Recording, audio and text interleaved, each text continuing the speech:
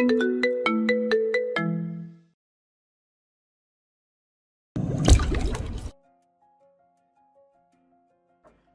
করছিস? স্যার এটা বেয়াদব। ইন্তেহা এক হ্যাচকা টানে টুপিটা নিজের হাতে নিয়ে নিল। এরপর একটা বিজয়ের হাসি দিয়ে বলল, 5টা থাপ্পড় মেরে খুব তো নেতা সেজেছিস মাদারবোর্ড। এখন এই টুপি ছাড়া তোকে কেমন পেতনি পেতনি লাগছে দেখতো। এটা আমার কাছে বন্ধক রইল। বলে ইন্তেহা টুপিটা নিজের বগলে চেপে ধরে ভিলার গেটের দিকে দৌড় দিল। রৌদ্রবীর স্তম্ভিত হয়ে নিজের মাথায় হাত দিয়ে বসে রইল। তার চুলগুলো এখন এলোমেলো, আর তার গম্ভীর ইমেজের 12টা বেজে গেছে। সে গাড়ির জানালা দিয়ে মাথা বের করে রাগে দাঁতে দাঁত চেপে বলল, ইন্তেহা, এটা একদম ফাজলমি হচ্ছে। ফিরে দিয়ে যাও ওটা, কাল সকালে আমার মিটিং আছে। ইন্তেহা গেটের কাছে দাঁড়িয়ে পেছনে ফিরে জিভ ভেঙিয়ে দেখালো। তারপর টুপিটা বাতাসে একবার উড়িয়ে দিয়ে বলল, মিটিংয়ে যাওয়ার সময় মাথায় লুঙ্গি বেঁধে যাস, কচুরপাতি নেতা। ইন্তেহা ভেতরে ঢুকে যাওয়ার পর রৌদ্রবীর দাঁতে দাঁত চেপে স্টিয়ারিংয়ে একটা কিল বসালো। সে এই নারীর সামনে কিছুই করতেই পারে না। তার রাগ হবে নাকি হাসি পাবে সে বুঝতে পারছে না। হাসিফ আর আয়ান যদি এই দৃশ্য দেখত তবে তারা নিশ্চিত হাসতে হাসতে গড়িয়ে পড়তো। রৌদ্রবীর বিড়বিড় করে বলল, বেয়াদব নারী, এই মেয়ের হাত থেকে ইলেকশন বাঁচানো তো দূরে থাক, নিজের টুপি বাঁচানোটাই এখন বড় চ্যালেঞ্জ হয়ে দাঁড়িয়েছে। সে গাড়ি ঘুরিয়ে দ্রুত স্থান ত্যাগ করলো। বাসার কলিং বেলের শব্দ শুনে নূর দরজা খুলতে গেল। দরজা খুলতেই দেখলো ইন্তেহা দাঁড়িয়েছে। তার চুলগুলো এলোমেলো, চেহারায় রাজ্যের ক্লান্তি। রৌদ্রবীরের গাড়ি থেকে নেমে সে এখনো স্বাভাবিক হতে পারেনি। নূরকে সামনে দেখা মাত্র ইন্তেহার পিত্তি জ্বলে গেল। নূরের এই মায়াবী আর শান্ত চেহারাটা এখন তার কাছে বিষের মতো লাগছে। নূর মৃদুস্বরে জিজ্ঞাসা করলো, আপু, শরীর ঠিক আছে তোমার? মুখটা এমন দেখাচ্ছে কেন? ইন্তেহা কোনো উত্তর না দিয়ে নূরের পাশ কাটিয়ে ভেতরে ঢুকতে চাইল। নূর আবার ওর হাত ধরে বলল, কি হলো, কথা বলছো না কেন? কিছু হয়েছে? নূরের স্পর্শ পাওয়া মাত্র ইন্তেহা ঝটকা মেরে হাত সরিয়ে দিল। তার ভেতরে জমে থাকা সারাদিনের সবটুকু ক্ষোভ যেন আগ্নেয়গিরির মতো ফেটে পড়ল। সে দাঁতে দাঁত চেপে কর্কশ গলায় বলল, আমার হাত ধরবি না, খবরদার। তোর এই আদিক্ষেত আর ভালো মানুষই না, অন্য কোথাও গিয়ে দেখাস, আমার সামনে একদম আসবি না। নূর থতমত খেয়ে গেল। সে অপরাধী স্বরে বলল, আমি তো শুধু তোমার খোঁজ নিতে চাইলাম। ইন্তেহা এবার চিৎকার করে উঠল, খোঁজ নিতে চেয়েছিস নাকি নাটক করছিস? তোদের মতো শান্ত আর ভালো সেজে মানুষগুলোই তো সব থেকে বেশি ভয়ঙ্কর হয়। তোরা তোর জীবনে সব পেয়ে যাস, আর আমাদের জীবনে জুটে শুধু অন্ধকার। ঠিক সেই মুহূর্তে পাশের ঘর থেকে মিসেস নীলা বেরিয়ে এলেন। ইন্তেহার চিৎকার শুনে তার কপালে রাগের ভাঁজ পড়ল। তিনি দেখলেন ইন্তেহা নূরকে যা ইচ্ছা তাই ভাবে অপমান করছে। নূর মাথা নিচু করে স্থির হয়ে দাঁড়িয়ে আছে। তার চোখ দিয়ে টপ টপ করে জল পড়ছে। মিসেস নীলা সহ্য করতে পারলেন না। তখনই মিসেস নীলা এসে ইন্তেহার গালে থাপ্পড় বসিয়ে দিয়ে বলল, একটাকে তো খুন করেছিস, এখন আরেকটাকেও করবি? তুই এতটা অমানুষ কিভাবে হোস? ঠিক সেই মুহূর্তে পাশের ঘর থেকে মিসেস নীলা বেরিয়ে এলেন। ইন্তেহার চিৎকার শুনে তার কপালে রাগের ভাঁজ পড়ল। তিনি দেখলেন ইন্তেহা নূরকে যা ইচ্ছে তাই ভাবে অপমান করছে। নূর মাথা নিচু করে স্থির দাঁড়িয়ে আছে। তার চোখ দিয়ে টপ টপ করে জল পড়ছে। মিসেস নীলা সহ্য করতে পারলেন না। তখনই মিসেস নীলা এসে ইন্তেহার গালে থাপ্পড় বসিয়ে দিয়ে বলল, একটাকে তো খুন করেছিস, এখন আরেকটাকেও করবি? তুই এতটা অমানুষ কিভাবে হোস? ইন্তেহার চোখ রক্তবর্ণ ধারণ করলো। সে অগ্নিদৃষ্টিতে তাকালো মিসেস নীলার দিকে। রাগে ইন্তেহার কপালে শিরাগুলো ফুলিয়ে উঠল। ইন্তেহা হিতাহিত জ্ঞান শূন্য হয়ে বড় বড় পা ফেলে কিচেনের দিকে চলে গেল। নূর মিসেস নীলাকে শান্ত করার চেষ্টা করছে। মিসেস নীলা এখনো রাগে ফুঁসছে। ইন্তেহা ফিরে এলো হাতে একটা ছুরি নিয়ে। তার চোখ দিয়ে যেন রক্ত পড়ছে। মিসেস নীলা ইন্তেহাকে ছুরি হাতে আসতে দেখে আটকে উঠলেন। তিনি রেগে বললেন, তুই ছুরি নিয়ে আসছিস কেন? ইন্তেহা মিসেস নীলার ভয় মাখা চেহারা দেখে হাসলো। ভয়ঙ্কর সেই হাসি। তার চোখে মুখে ফুটে উঠল নৃশংসতা। ইন্তেহা ছুরিটা ঘুরাতে ঘুরাতে বাঁকা হেসে বলল, অবাক হচ্ছেন কেন? খুনির হাতে তো ছুরি থাকবে, ফু তো আর থাকবে না মিসেস নীলা। আমাকে খুনি বলে সারাদিন মুখে ফেনা তুললে ফেলেন, তাহলে দ্বিতীয় খুনটা না হয় আপনাকেই করি, কি বলেন? কথাটা বলে ইন্তেহা মিসেস নীলার চোখের দিকে ছুরিটা এগিয়ে দিল। নূর চিৎকার করে উঠল ভয়ে। মিসেস নীলা দুপা পিছিয়ে গেলেন আটকে উঠে। কিন্তু মিসেস নীলাকে স্পর্শ করার আগে কেউ ইন্তেহার হাতটা আটকে নিয়ে গম্ভীর কণ্ঠে বলল, এনাফ ইন্তেহা, পাগল হয়ে গিয়েছিস? ইন্তেহার হাতকেও থামিয়ে দেওয়ায় ইন্তেহা অগ্নি দৃষ্টিতে তাকালো ভিরানের দিকে। ভিরান এক টানে ইন্তেহার থেকে ছুরিটা নিয়ে দূরে ছুরিটা ফেলে দিল। নূর এখনো ভয়ে কাঁপছে। আর আরেকটু আগের ঘটনা মনে পড়তেই তার শরীর কাঁপছে। ভিরান শান্ত কণ্ঠে বলল, এত হাইপার হোস না। যেমনই হোক, শি ইজ ইউর মাদার। পরে আফসোস করবে। ভিরান আর মিসেস তানিয়া কালকে চৌধুরী ম্যানশনে শিফট হবে, এর জন্য তারা অনেক ব্যস্ত। এখন বাসায় ফিরে এইসব দেখে ভিরানের রাগ হলেও সে কিছু বলল না ইন্তেহাকে। ব্যাপারটা অদ্ভুত। ইন্তেহা আর রাগে একটা ঝটকা মেরে ভিরানের হাত থেকে নিজেকে ছাড়িয়ে দাঁতে দাঁত চেপে বলল, নিজের কাজে কাজ রাখ, আমার কাজে একদম নাক গলাবি না। মিসেস নীলা নিজেকে সামলে বলল, তুই মানুষ নাকি দানব? মিসেস নীলা ইন্তেহার রক্তবর্ণ চোখের দিকে তাকিয়ে ঘৃণায় মুখ কুচকে ফেললেন। ভিরানের উপস্থিতিতে তিনি যেন আরো সাহস পেয়ে গেলেন। তিনি চিৎকার করে বলতে লাগলেন, দানব? তুই একটা আস্ত দানব। নিজের অপরাধ ঢাকতে তুই এখন নিজের মায়ের দিকে ছুরি উঁচিয়ে ধরেছিস। তুই তো সেই খুনি যে নিজের হাতে একটা তাজা প্রাণ শেষ করে দিয়েছিলি। সেই রক্ত কি তোর হাত থেকে মুছে গেছে? তুই যতবার আয়নায় নিজেকে দেখবি ততবার নিজের কপালে খুনি লেখা দেখবি। খুনি খুনি খুনি। খুনি শব্দটা কানে যেতে ইন্তেহার মস্তিষ্ক ভেতর যেন হাজারটা কাঁচ ভাঙা শব্দ হতে লাগলো। তার চোখের সামনে বর্তমানে দৃশ্যগুলো ঝাপসা হয়ে এলো। ভেসে উঠলো একটা অন্ধকার ঘর, রক্তের লাল স্রোত আর শেষ হয়ে যাওয়া একটা মানুষের আর্তনাদ। চারিপাশের বাতাস যেন ভারী হয়ে এলো। সে দম নিতে পারছে না। নূর মিসেস নীলাকে থামানোর চেষ্টা করলো, কিন্তু মিসেস নীলা থামলেন না। তার চোখ দিয়েও পানি পড়ছে অবিরত। তার বুক ফেটে যাচ্ছে কথাগুলো বলার সময়। তিনি ধরা গলায় বলতে থাকলেন, তুই খুনি, তুই একটা কলঙ্ক, তোর ছায়াও বিষাক্ত। ইন্তেহা সহ্য করতে পারলো না। সে দুই হাত দিয়ে নিজের কান দুটো সজোরে চেপে ধরলো। তার মনে হলো তার মাথার ভিতর কেউ হাতুড়ি দিয়ে আঘাত করছে। সে পাগলের মতো মাথা ঝাঁকিয়ে চিৎকার করে উঠল, চুপ করুন বলছি, আর একটা শব্দও বলবেন না। আমি এই শব্দটা নিতে পারছি না, আমার কানে বাজছে, প্লিজ চুপ করুন। হঠাৎ ইন্তেহার গগনবিদারী চিৎকারে পুরো ড্রয়িং রুম স্তব্ধ হয়ে গেল। তার শরীর থরথর করে কাঁপছে, চোখ দিয়ে অঝরে জল পড়ছে। সে ফ্লোরে হাঁটু গেড়ে বসে পড়ল। তারই বিধ্বস্ত অবস্থা দেখে নূর দৌড়ে এসে তাকে ধরতে চাইল, কিন্তু ইন্তেহা তাকে এক ঝটকায় সরিয়ে দিয়ে নিজের মনে বিড়বিড় করতে লাগলো, আমি ইচ্ছে করে করিনি।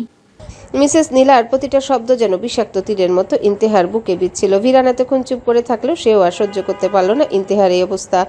রাগে তার চোয়াল শক্ত হয়ে এলো, কিন্তু সে মিসেস নীলাকে এই মুহূর্তে কিছু বলল না। সে ইন্তেহার দিকে এগোতে চাইলে ইন্তেহা উন্মাদের মতো হাত পা ছুটতে লাগলো। নূর কাঁদতে কাঁদতে ইন্তেহার কাঁধে হাত রাখলো, কিন্তু ইন্তেহা ঝটকায় নিজেকে ছাড়িয়ে নিয়ে হিস হিস করে উঠল, ছবি না আমায়, কেউ আমায় ছবি না। তোদের সবার হাতে রক্ত লেগে আছে, তোদের ছোঁয়া অপবিত্র। নূর ফুপিয়ে উঠে বলল, আপু শান্ত হও প্লিজ, নিজেকে সামলাও। ইন্তেহা কোনো কথা শুনল না। সে দেয়ালে পিঠ ঠেকিয়ে ফ্লোরে বসে পড়ল। তার সারা শরীর ঘামে ভিজে গেছে, কপালে লেপটে আছে অবাধ্য চুলগুলো। মিসেস নীলা এক পা এগিয়ে এসে অট্ট হাসি দিলেন, কিন্তু দেখে বোঝা যাচ্ছে তিনি জোর করে হাসছেন। তার চোখে জল দেখে বোঝা যাচ্ছে তারও কষ্ট হচ্ছে, কিন্তু তিনি সেটা প্রকাশ না করে চিৎকার করে বললেন, আজ শান্ত হতে বলছিস নূর? যেই মেয়ে 6 থেকে 7 বছর বয়সে নিজের বড় বোনের জন্য মনে বিষ পুষে রাখতে পারে, হিংসায় তাকে তিল তিল করে শেষ করে দিতে পারে, সেই মেয়েকে আমি নিজের গর্ভে ধরেছি ভাবতে আমার লজ্জা হয়। ইফতেদা তো তোর কি ক্ষতি করেছিল ইন্তেহা? সে তো তোকে জান দিয়ে ভালোবাসতো। তার অপরাধ কি শুধু এটাই ছিল যে সে তোর চেয়ে বেশি আদরের ছিল? ইফতেদাস নামটা শোনা মাত্রই ইন্তেহার কানে তালা লেগে গেল। তার মনে হলো মাথার ভিতর কেউ লক্ষ লক্ষ ড্রাম একসাথে পেটাচ্ছে। ঝাপসা চোখে সে দেখতে পেল কয়েক বছর আগে সেই দিনটি। রক্তে ভেসে যাচ্ছে একটা শরীর। ইন্তেহার নিঃশ্বাস বন্ধ হয়ে আসছে। সে বড় বড় করে শ্বাস নেওয়ার চেষ্টা করলো নিজেকে সামলানোর জন্য, কিন্তু ফুসফুস যেন কাজ করছে না। সে মেঝেতে হাঁটু গেড়ে বসে দুই হাতে নিজের মাথা খামচে ধরল। ঘাম আর চোখের জল মিশে একাকার হয়ে গেছে। সে দাঁত চেপে গোঙানি সুরে বলতে লাগলো, এ নাম আমার সামনে নেবেন না, খবরদার বলছি। ঘৃণা করি আমি এই নামকে, ঘৃণা করি এই মানুষটাকে। আমি আপনাদের সবাইকে ঘৃণা করি। আপনারা কেউ ভালো না, কেউ না। ইন্তেহার গলার স্বর ক্রমশ নিচে নেমে এলো, কিন্তু তাতে যন্ত্রণার রেশ কমলো না। সে পাগলের মতো মাথা দুলিয়ে বলতে লাগলো, সবাই আমায় খুনি বলে, সবাই আমাকে অপয়া বলে, কিন্তু কেউ জিজ্ঞেস করলো না ওই দিন আসলে হয়েছিলটা কি। কেউ জানতে চাইলো না মেয়ে মা বাবার ভালোবাসা ছাড়া কিভাবে বড় হয়েছে। মা থাকা সত্ত্বেও এতিমের মতো বড় হয়েছি আমি। আমার বাবার প্রতিশোধ আমার মা আমাকে দিয়ে নেয়, এটা তো কেউ জানতে চায়নি। শেষের কথাগুলো তাচ্ছিল্য হেসে বলল ইন্তেহা। ভিরান আর নূর পাথর হয়ে দাঁড়িয়েছে ইন্তেহার কথাগুলো শুনে। তারা ভাবতেও পারেনি ইন্তেহা এতটা একা, বিশেষ করে ভিরান। মিসেস নীলা পাথর শীতল কণ্ঠে বললেন, জানার আর কি বাকি আছে? রক্তমাখা হাতে তুই দাঁড়িয়েছিলি আর ইফতেদা নিথর হয়ে পড়েছিল। ওই দৃশ্যই যথেষ্ট ছিল তোকে চেনার জন্য। ইন্তেহা হঠাৎ মাথা তুলে মিসেস নীলার দিকে তাকালো। তার চোখে আর ঘৃণা নেই, আছে কেবল এক ধরনের তাচ্ছিল্য। সে ফিসফিস করে বলল, হ্যাঁ, আমি খুন করেছিলাম। ইন্তেহারের স্বীকারোক্তিতে বিরান রেগে বলল, শাট আপ ইন্তেহা। আমি জানি তুই বকেটে হলেও খুনি নয়। মাথা গরম করে যা খুশি বলিস না। কিন্তু ইন্তেহার এইসবে কোনো ধ্যান নেই। ইন্তেহার শরীরের উপর দিয়ে যেন এক প্রলয় বয়ে যাচ্ছে। অতিরিক্ত মানসিক চাপে তার মস্তিষ্কের শিরাগুলো ছিঁড়ে যাওয়ার উপক্রম। হঠাৎ সে অনুভব করলো তার নাকের নিচে একটা গরম তরল গড়িয়ে পড়ছে। হাত দিয়ে স্পর্শ করতে দেখলো টকটকে লাল রক্ত। ইন্তেহার অবস্থা দেখে বিরানের ভেতরটা মোচড় দিয়ে উঠলো। তার বুকে চিনচিন ব্যথা অনুভব হলো, মনে হলো কেউ কলিজা ছিঁড়ে ফেলেছে। বিরান দ্রুত এগিয়ে এলো। ইন্তেহার কাঁধ ধরে তাকে সোফায় বসানোর চেষ্টা করে সে অত্যন্ত ব্যস্ত কণ্ঠে বলল, ইন্তেহা, কাম ডাউন। তোর প্রেশার বেড়ে গেছে, নাক দিয়ে রক্ত পড়ছে। কিন্তু ইন্তেহা যেন এক অন্য জগতের বাসিন্দা। সে ভিরানের হাত ঝটকায় সরিয়ে দিল। এরপর সে টলমল পায়ে দরজার দিকে এগুতে লাগলো। নূর পেছন থেকে ডুকরে কেঁদে উঠল। আপু, এই অবস্থায় বাইরে যেও না প্লিজ। ইন্তেহা কারো কথা শুনলো না। সে যাওয়ার আগে সবার দিকে তাকিয়ে তাচ্ছিল্য হেসে বলল, আমি দুর্বল নই, আমার কারো সাহায্যের প্রয়োজন নেই। সে নেশাতুর মানুষের মতো পা ফেলে ফেলে ভিলার গেট পেরিয়ে প্রধান রাস্তায় এসে দাঁড়ালো। অসময়ে ঝিরঝিরে বৃষ্টি শুরু হয়েছে, যা তার গায়ের ঘাম আর নাকের রক্তকে ধুয়ে দিচ্ছে। রাস্তার ল্যাম্পপোস্টের আলোগুলো তার চোখে ঝাপসা হয়ে ধরা দিচ্ছে। মাথাটা ভনভন করে ঘুরছে, চারিপাশে সবকিছু দুলছে। ঠিক তখনই রাস্তার মোড়ে একটা পরিচিত কালো গাড়ি এসে থামলো। গাড়ির হেডলাইটের তীব্র আলো ইন্তেহার চোখে পড়তে সে হাত দিয়ে চোখ আড়াল করলো। গাড়ি থেকে দ্রুত পায়ে কেউ একজন নেমে এলো। বৃষ্টি অস্পষ্টতায় অবয়বটি চিনতে ইন্তেহার এক মুহূর্ত সময় লাগলো। রৌদ্রবীর ইন্তেহারে বিধ্বস্ত চেহারা, নাকে রক্তের দাগ আর টলমলে পা দেখে স্তব্ধ হয়ে গেল। তার বুকের ভেতরটা অজানা এক আশঙ্কায় মোচড় দিয়ে উঠল। সে দ্রুত ইন্তেহার সামনে এসে দাঁড়ালো, তার দুহাত বাড়িয়ে দিল তাকে আগলে নিতে। ইন্তেহা রৌদ্রবীরকে দেখা মাত্রই কোনো কথা বলে না, কোনো অভিযোগ না করে তার বুকের উপর ঝাঁপিয়ে পড়ল। সে রৌদ্রবীরকে শক্ত করে জড়িয়ে ধরল। তার দুহাত রৌদ্রবীরের পিঠ খামচে ধরছে, কোনো কান্নার শব্দ নেই, শুধু শান্ত হয়ে রৌদ্রবীরকে ধরে রেখেছে। রৌদ্রবীর অবাক হলো না, সে ইন্তেহার এই অসহায়ত্ব অনুভব করতে পারল। সেও নিজের দুহাত দিয়ে ইন্তেহাকে পরম মমতায় চাপড়ে ধরল। বৃষ্টির শব্দ ছাপিয়ে ইন্তেহা শুধু রৌদ্রবীরের হৃদস্পন্দন শুনতে পাচ্ছে। রৌদ্রবীর তার কপালে নিজের থুতনি ঠেকে ফিসফিস করে বলল, শান্ত হ, সব ঠিক আছে। ইন্তেহা কোনো উত্তর দিল না। সে শুধু এই মানুষটার মাঝে নিজেকে বিলীন করে দিতে চাইল। কতক্ষণ এভাবে থাকলো জানা নেই দুজনের। বৃষ্টির ধারার মাঝে রৌদ্রবীরের বুকে মুখ গুজে থাকা ইন্তেহা হঠাৎ যেন সজাগ হয়ে উঠল। তার হুঁশ ফিরতেই সেই সহসা রৌদ্রবীরকে সজোরে ধাক্কা দিয়ে দূরে ছিটকে সরিয়ে দিল। শরীরের টাল সামলাতে না পেরে সে নিজেই কিছুটা পিছিয়ে গেল। ভেজা চুলগুলো কপালে লেপ্টে আছে, নাক দিয়ে এখনো ফোঁটা ফোঁটা রক্ত ঝরছে বৃষ্টির জলের সাথে মিশে। ইন্তেহা এক ঝটকায় হাত দিয়ে নিজের নাক মুছে নিয়ে অগ্নিদৃষ্টিতে রৌদ্রবীরের দিকে তাকালো। সে চিৎকার করে বলে উঠল, তুই আমার সুযোগ নিচ্ছিস? সাহস কত তোর আমায় ছোঁয়ার? রৌদ্রবীর বৃষ্টির মাঝে দাঁড়িয়ে নিজের ভিজে যাওয়া হুডিটা ঝেড়ে নিল। তার চোয়াল শক্ত এলো রাগে। ভ্রু কুচকে সে অবিশ্বাসের দৃষ্টিতে ইন্তেহার দিকে তাকালো। ইন্তেহার মতো পোল্টিবাজ সে জীবনেও দেখেনি। রৌদ্রবীর দাঁতে দাঁত চেপে বলল, তোর মতো পাল্টিবাজ আমি আমার জীবনে একটাও দেখিনি। বেয়াদব সেমডি, নিজে আমাকে এসে ধরলি, আমার বুকে ছাতি ভিজে একাকার করলি, আর এখন আমাকে উল্টা দোষ দিচ্ছিস। মেমোরি কি শর্ট সার্কিট হয়ে গেছে তোর? কিন্তু ইন্তেহা এটা মানার পাত্রী নয়। ইন্তেহা রাগে কাঁপতে কাঁপতে আঙ্গুল উঁচিয়ে বলল, তুই দাঁড়িয়েছিলি কেন ওখানে হারামজাদা? তুই চাস আমি তোর কাছে দুর্বল হই? তোর এই কচুর ইচ্ছা না আমি শেষ করে দেব। রৌদ্রবীর রাশভারী কণ্ঠে বলল। থামাবি তোর এই পকপক? ইন্তেহা বিরক্তি নিয়ে হাত দিয়ে ইশারা করে বলল, এ যা তো বল, তোকে কে বলেছে আমার কথা শুনতে? কথাটা বলে ইন্তেহা নাকের রক্ত মুছতে মুছতে গা ছাড়া ভাব নিয়ে চলে যেতে নিলে রৌদ্রবীর এবার আর ধৈর্য ধরল না। সে দ্রুত পায়ে এগিয়ে গিয়ে ইন্তেহার কোনো প্রতিবাদ শোনার আগে তাকে পাজা কোলে করে কাঁধে তুলে নিল।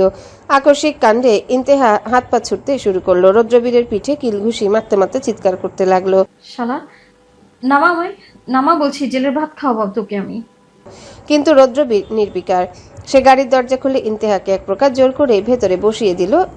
এরপর চাইল্ড লক করে দিল যাতে সে বের হতে না পারে। নিজে ড্রাইভিং সিটে বসে সে গাড়ি স্টার্ট দিল। ইন্তেহার সামনে জানালার কাছ পিটিয়ে যাচ্ছে আর গালিগালাজ করছে। রৌদ্রবীর কোনো কথা না বলে ড্যাশবোর্ড থেকে এক বোতল ঠান্ডা জল বের করে ইন্তেহার কোলের উপর ছুঁড়ে মারল। সে অত্যন্ত গম্ভীর এবং থমথমে গলায় বলল, এই পানি দিয়ে আগে একটু মুখ ধো, তোর চেহারা এখন বোধের মতো লাগছে। আর এবার শান্ত হয়ে বল, কি হয়েছে? ওই বাড়িতে তোকে কেউ কিছু বলেছে? ওই ভিরানটা আবার কিছু করেছে? ইন্তেহা বিরক্তি নিয়ে পানির বোতলের ছিপিটা দাঁত দিয়ে একটানে খুলে ফেললো, তারপর ঢকঢক করে বেশ খানিকটা পানি খেয়ে হাত দিয়ে মুখ মুছলো। তার বসার ভঙ্গিটা একদম আয়েসি, পা দুটো সামনে ড্যাশবোর্ডের উপর তুলে দিয়ে সিটে গা এলিয়ে দিয়েছে। রৌদ্রবীরের গম্ভীর চোখের দিকে তাকিয়ে সে এক পাল্লা তাচ্ছিল্য ছুড়ে দিল। রৌদ্রবীর ইন্তেহার চুপ থাকা আর নাকে রক্তের দাগ দেখে ভেতরে ভেতরে ফুসছে। সে স্টিয়ারিং হুইলটা শক্ত করে ধরে দাঁতে দাঁত চেপে নিচু স্বরে বলল, মিসেস নীলা আবার ওই পুরোনো কাসুন্দ কেটেছে? তোকে আবার কিছু বলেছে ওই মহিলা? ইন্তেহা একটা বাঁকা হাসি দিয়ে জানালার বাইরে থুতু ফেললো, তারপর রৌদ্রবীরের দিকে তাকিয়ে ভ্রু নাচিয়ে কর্কশ গলায় বলল, হ্যাঁ বলেছে তো। তা তুই কি বাল ফলাবি এটা জেনে, হ্যাঁ? নাকি আমার হয়ে গিয়ে ওনার পায়ে ধরে মাফ চাইবি? শোন ভাই, আমার লাইফের ক্যাচাল আমি বুঝে নিব। তুই তোর পাতি নেতাগিরি আর ভাষণ নিয়েই থাক, আমার মেয়েটার নাক গলাতে আসবি না। রৌদ্রবীরের চোখে এখন আগ্নেয়গিরির লাভা জ্বলছে, রাগে কপালের শিরাগুলো ফুটে উঠেছে, হাতের পেশিগুলো টান টান হয়ে গেছে, চোখগুলো রক্তলাল। সে ইন্তেহার দিকে ঝুঁকে এসে তার দুই কাঁধ শক্ত করে ধরল। ইন্তেহা বিন্দুমাত্র ভয় না পেয়ে বরং আরো তেড়ে এসে বলল, এই হাত ছড়া। এমপি হয়েছিস বলে কি ধরাকে সরা জ্ঞান করছিস? তোর এই পাওয়ার অন্য কোথাও দেখাস, ইন্তেহা ইহসানের সামনে নয়। রৌদ্রবীর তার কথায় কান্না দিয়ে তীক্ষ্ণ স্বরে বলল, উনি কি তোকে আবার খুনি বলেছে? ইফতেদার ওই ঘটনা নিয়ে আবার কিছু বলেছে? ইফতেদার নামটা আসতে ইন্তেহার চোয়াল শক্ত হয়ে গেল। সে রৌদ্রবীরের হাতটা ঝটকায় সরিয়ে দিয়ে তেরছা নজরে তাকালো। এরপর পকেট থেকে একটা চুইংগাম বের করে মুখে পুরে চিবোতে চিবোতে বলল, বলেছে, তাতে তোর বাপের কি? দুনিয়ার সবাই জানে আমি খুনি, তুইও তো জানিস। এখন কি সহমর্মিতা দেখাতে এসেছিস? ন্যাকামো করবি না একদম। গাড়ি চালা, আমাকে ব্রিজের মোড়ে নামিয়ে দিবি। তোর এই গাড়ি, এসি গাড়ির গন্ধ আমার একদমই সহ্য হচ্ছে না। রৌদ্রবীর এক মুহূর্ত স্থির হয়ে ইন্তেহার দিকে তাকিয়ে রইল। এই মেয়েটা নিজেকে কতটা শক্ত খোলসের নিচে বন্দি করে রেখেছে তা সে ভালো করে জানে। সে বিরক্তি নিয়ে তাকিয়ে গাড়িটা স্টার্ট দিল। তার গতি অনেক বেশি। রৌদ্রবীর ঠান্ডা গলায় বলল, তোর ওই ব্রিজের মোড়ে যাওয়া হবে না। আজ রাতটা তুই আমার ফ্ল্যাটে থাকবি। এই মুখ নিয়ে তোকে আমি বাইরে ছাড়ছি না। আর বেশি চিল্লাপাল্লা করলে তোকে ওই গাড়ি সিটে বেঁধে রাখবো, বেয়াদব। ইন্তে একটা বিশ্রী গালি দিয়ে সিটে লাথি মেরে বলল, শালা হারামি, তুই আমাকে আটকে রাখবি? সাহস কত তোর? নামা আমায় এখানে। রৌদ্রবীর কোনো উত্তর দিল না। সে জানে ইন্তেহারের রাগকে শান্ত করার একমাত্র উপায় হলো ওকে কোনো পাত্তা না দেওয়া। সে শুধু গাড়ির মিউজিক সিস্টেমের ভলিউম বাড়িয়ে দিল যাতে ইন্তেহার চিৎকার ওর কানে না পৌঁছায়।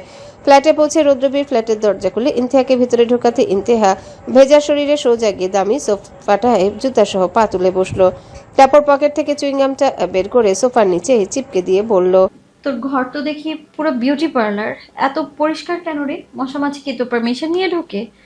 ইন্তেহার কাজ দেখে রৌদ্রবীরের মাথা গরম হয়ে গেল। রৌদ্রবীর মেজাজ চড়া করে বলল, জুতো নামা, এটা ইতালি থেকে আনা সোফা। ইতালি? বাপ রে, ওরে পাতি নেতা, বেশি ঢং করিস না। খিদে লাগছে, ঘরে লবণ মরিচ ছাড়া কিছু আছে নাকি? সব ভোটারদের বিলিয়ে দিয়েছিস? ইন্তেহা এক পা আরো উঁচিয়ে দিয়ে বলল। কিছুক্ষণ আবারও কথা কাটাকাটি হলো। শেষ পর্যন্ত আর না পেরে রৌদ্রবীর দীর্ঘশ্বাস ফেলে কিচেনে গেল কিছু খাবার গরম করতে। ঠিক 2 মিনিট পর লিভিং রুম থেকে বিকট শব্দ এলো। ধপার শব্দ পেয়ে রৌদ্রবীর দ্রুত এসে দেখে ইন্তেহা হাত পা ছড়িয়ে ফ্লোরে পড়ে আছে আর তার হাতে রৌদ্রবীরের একটা দামি শোপিস।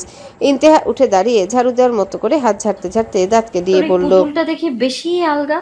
আমি জাস্ট একটু চেক করতে গিয়েছিলাম এটা ডুগডুগি বাজায় কিনা, অমনি কেলিয়ে পড়লো।